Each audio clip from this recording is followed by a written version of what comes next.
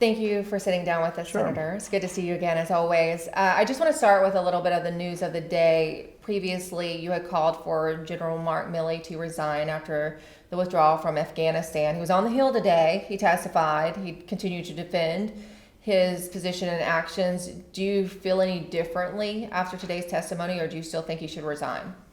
No, I'm still, if anything, more outraged. They seem to have this sort of calm demeanor that it was such a great success and they were so proud of all the people they evacuated.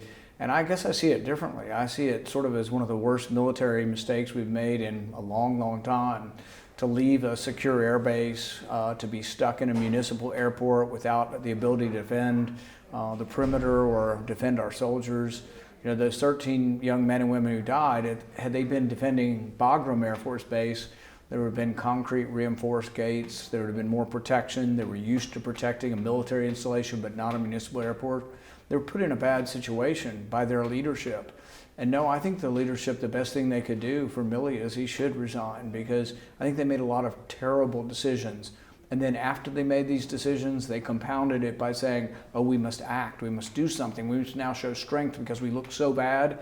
And then they end up killing a civilian and 7 children. So I think that was done in haste, and mistakes were made because they were trying to save face from such an awful incompetence in the withdrawal. I have one more question on Milley. He today defended the phone calls with his Chinese counterpart, suggesting it was normal protocol and fell within his role to do so. Do you believe that, or do you think he was acting appropriately with those calls? I think it's hard to know what to believe. Now, obviously, Bob Woodward and these kind of books are kiss and tell gossip books, so you have no idea whether any of it's true. I mean, they didn't talk to Milley to get that information. It's coming from a second hand. It's also coming from someone who's a lawbreaker and a liar. You have to realize that the person releasing the information about a private phone call that Milley had with a Chinese general has to be either Milley himself, which would be illegal, or somebody who works for Milley. So it's someone breaking a law by leaking this information to Woodward. But it's also secondhand. If I tell you something I heard from somebody else, you can see how I've done through filter. I remember it the way I think I remember it, then you tell it, and then you write about it. You can see it's filtered. So it may be true or not true what Woodward said about Milley, but if it is true, and it kind of fits a little bit with his personality, it's very, very worrisome to think that he would have gone off half-cocked talking to a Chinese general saying, our president might attack you, but I'll try to stop it. Mainly because it breaks the line of command from civilian government. We have civilian command of our army, but also because it might actually get the Chinese so agitated that they might accidentally think we've launched an attack if we're launching a satellite. And you don't really want that kind of hair trigger response. You want the opposite. So I don't know what to believe necessarily, but I think Milley's lost enough confidence in the incompetence of the evacuation and now this questionable phone call. I think it's time for him to go.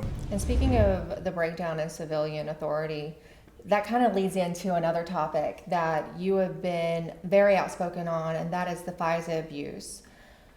Where does that stand now? Have there been any changes since we've learned more about the Russia investigation and the targeting of Trump officials Trump campaign officials like Carter Page and others? Well, FISA is the Foreign Intelligence Surveillance Corps, and they have warrants that they can issue so they can listen to your phone calls. But the standard that is used by the government to give a warrant is they have to have probable cause that you're associated with a foreign government. That's not what the Constitution says. If you're an American, the Constitution says they have to have probable cause that you've committed a crime, and they can search person, place, and individualized with an individualized warrant. So the warrant's a lower standard. And I'm fine for going after foreigners and listening to phone calls of people we think might attack us. But for an American, we need to use the U.S. Constitution and the Fourth Amendment. So the FISA court, where they use FISA warrants to go after President Trump, in I think a politically motivated way, they didn't use the Constitution. The standard of the Constitution is here. The standard for FISA is here. So they stooped down to use something we use on foreigners to use against a presidential candidate. I think too many people on the left, because they hate President Trump so much, can't understand how dangerous this would be. This is incredibly dangerous, whether you're a Republican, Democrat, Libertarian, whatever you are, to let the power of government use this less than constitutional standard to go after your political enemies and listen to their phone calls and, invade their privacy, it's very, very dangerous to democracy. And so all these people on the left that are every day saying, oh, Donald Trump's a danger to democracy. Well, no, what's really a danger to democracy is allowing government to be strong enough that they can investigate political candidates of either party. So then, given that, how concerned are you about the current administration's constant talk and push against quote unquote domestic terrorism? That seems to have an evolving definition, looking a lot more possibly like conservative Americans. Yeah, this is something that's very, very alarming. We have enormous power that we've allowed our intelligence agencies to accumulate. The technology, they have the technology to record and listen to every phone call in America if they wanted to. I'm not saying they are, but they have that power to do that. And if we start defining sort of domestic terrorism as people who might be pro-Constitution or pro-life, a few years ago they developed some of these fusion centers, and there actually was a document that we came across that said that if you had a pro-Constitution bumper sticker, you were potentially a terrorist. If you had a pro-life bumper sticker, you could be a terrorist. And it's like, really, if that's what being a terrorist is, half of America or more might be that. And so, no, it's very worrisome to sort of think about what could happen. And I think that's part of that. Part of it's them trying to develop this straw man that they can say, oh, we have this terrible problem, we have this terrible problem. And, they took January 6th and they've turned all these people into white supremacists and armed insurrectionists, most of which isn't true. I think there were some mentally ill people involved in January 6th. There were some bad intentioned people who got involved with violence with the police. But then there were also some people who just kind of wandered over to the Capitol and looked around in the Capitol, and really the police were standing there. No one was telling them to leave, and they were doing the wrong thing, but I don't think they were involved with an insurrection or even conscious of really that it would be interpreted as such a thing later on. And there's a lot of people now talking about, given what we're learning about the Gretchen Whitmer kidnapping scandal, about the FBI informants and undercover agents that were involved with that, and they're drawing parallels with January 6th. Yeah, I don't know the truth of the matter there. I do know that it's very worrisome to have entrapment where government is paying people to try to perform. Let's say you're kind of sitting around drinking beer and you say, I don't like the government, and your buddy says, I don't like the government, then an FBI agent says, hey, how would you like a $22,000 car? And then, oh, why don't we go do this, with the encouragement from the government, taking someone who might have something they're discontented about, but then encouraging them to commit a crime. That truly is entrapment. I don't know if that happened with the Whitmer thing. I don't know if that happened on January 6th. But it should be given to the, if you're defending someone who happened to be there on January 6th, your lawyer should get to, they ruled recently that you get to look at all the footage. And the footage it's a mixture of things. You saw the footage. Mm-hmm. Some of the people were violent and doing bad things with the policemen. Those people ought to be arrested, frankly, and put in jail. But there's a lot of people sort of wandering around, taking pictures as if they're on holiday. Now, I think they were doing the wrong thing. They shouldn't have gone in the Capitol. But at the same time, for people like George W. Bush to compare them to Al-Qaeda, that's just bizarre. And by doing that, there was a great editorial, I think it was Rod Dreher, an American conservative, talking about how, well, gosh, the George W. Bush people developed this elaborate, intelligence agency that can investigate anybody. And now he's saying these people that were unhappy with the election, that had a grievance about the election and that weren't violent, that somehow that maybe we should use the intelligence apparatus, the same one we did against Al-Qaeda should be now used against Americans. And that's a real problem. And that goes back sort of to the FISA abuse, right? Exactly. And it sounds like they still want to keep this going. So I guess my main question is, how are we going to ensure that doesn't happen again? Because It sounds like they're very actively looking to do that, continue that. So what can Congress do, or is there any, even outside of you, any appetite to change it? Well, people have to fight for civil liberties, and it used to be a fight that brought right and left together.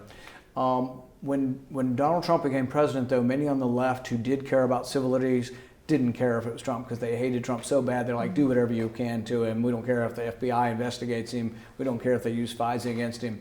And I had always hoped that more of them would loudly proclaim against this abuse of the intelligence agencies, because I promise you, if the FBI did this to Biden, I would be the loudest person. I'm not a fan of President Biden. I think his policies are wrong. But if the FBI were to try to tap his phones or infiltrate his campaign, I would be the first to say they all ought to be fired. And very few people on the left did. And in fact, there's even more danger, as you say, of them trying to go further to use this and develop this sort of straw man of this domestic terrorist that we now have to use. And the Constitution takes too much time, so why don't we use the FISA court, or why don't we just use these blanket warrants that are unconstitutional? And speaking of President Biden, I know you're definitely not a fan of this spending bill that the White House and Democrats are pushing and currently trying to get through this week. What's going to happen? Are they going to get their $3.5 trillion in spending and this kind of reckless tax spending? They're going to spend and borrow more money than we've ever done in the history of our country. They already did $2 trillion earlier in the spring. They've just passed another $1.5 trillion, and then this one will be somewhere between $1.5 trillion and $3.5 trillion. Now, the so-called conservative notion is we don't want $3.5 trillion, but we'll take $1.5 trillion. That's coming from the Democrat side. But even if we only get $1.5 trillion, that's still about $5 trillion in borrowing in 1 year.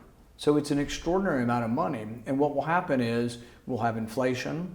So people will say, oh, I got free money from the government. But then they'll notice that their prices have risen so much that they're actually not any better off at the end of the year, that maybe they're poorer at the end of the year because of generalized inflation. There's a lot of Republicans that are signing on to the what is called BIF, commonly the bipartisan infrastructure deal. Do you support them signing on to that? I mean, I think we can afford infrastructure in our country, but it should be paid for. The infrastructure bill wasn't paid for. Some of it was paid for, but most of it wasn't. Most of it will be borrowed. And so I think we shouldn't be borrowing extraordinary amounts. A country can borrow a certain amount, but we were already borrowing $1 trillion a year before we got to COVID and before we got to infrastructure. So if you really want infrastructure, we should have an honest discussion with people and say, do you want more roads? Your gas tax is 20 cents. Are you willing to pay a 30-cent gas tax or an increase in the gas tax to pay for roads? And most people are like, oh, I don't want to do it. So but it would be a more honest discussion. Instead, we say, do you want new roads? And everybody's like, yeah, we love roads. We want more roads. Do you want to pay any taxes? No way. Borrowing the money, but what are the ramifications of borrowing so much money? But it's even worse than that. The Democrats now say anything is infrastructure. Yeah. So daycare is infrastructure, community college is infrastructure, reparations for slavery is infrastructure, everything is.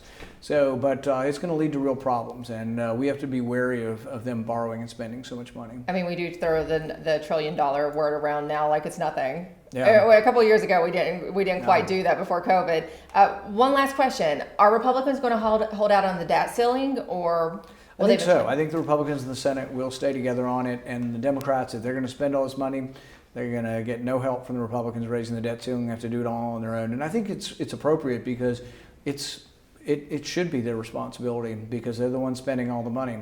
And so I think we'll hold out on it, and hopefully in the end it won't be as bad a package, but they're going to raise taxes, there's going to be higher unemployment, there's going to be inflation. A lot of bad things are going to come from what they're trying to do to the country.